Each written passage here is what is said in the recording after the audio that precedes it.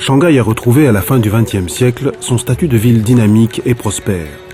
Après avoir été éclipsée sous le régime maoïste, la ville apparaît aujourd'hui comme l'un des moteurs de l'économie chinoise. Puissance financière de rang international, cité moderne, délibérément tournée vers la mondialisation libérale, Shanghai est le symbole de l'ouverture du pays le plus peuplé du monde.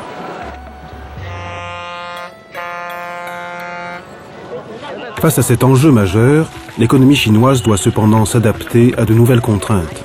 L'agriculture notamment, qui représente aujourd'hui encore une part importante de l'économie nationale et fonctionne parfois selon des méthodes ancestrales. L'industrie également, dotée d'infrastructures vétustes et articulées autour d'activités parallèles. La marche vers le profit s'accompagne toutefois d'inévitables écueils, tels que la pollution et la dégradation de l'environnement.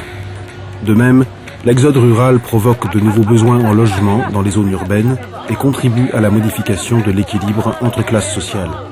Enfin, l'éducation est également une priorité dans le cadre d'une reconversion en profondeur de la société. Si des témoignages architecturaux, politiques et culturels de la période communiste subsistent dans la Chine actuelle, le pays n'en est pas moins partagé entre tradition et modernité. Membre de l'Organisation mondiale du commerce depuis 2002, l'Empire du Milieu est désormais au cœur de la zone Pacifique, qui pourrait devenir l'épicentre des échanges mondiaux au XXIe siècle.